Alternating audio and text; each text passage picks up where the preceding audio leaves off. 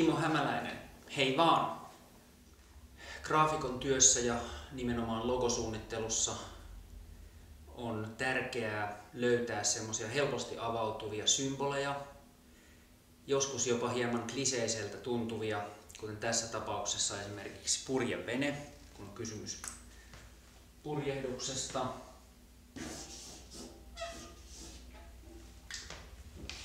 Mutta nopealla googlaamisella käy ilmi, että tuo on vielä aika geneerinen symboli. Tuollaisia logoja löytyy satoja, ellei tuhansia. Eli tarvitaan jotain muuta, millä me räätälöidään tämä logo nimenomaan Ari Huuselan logoksi.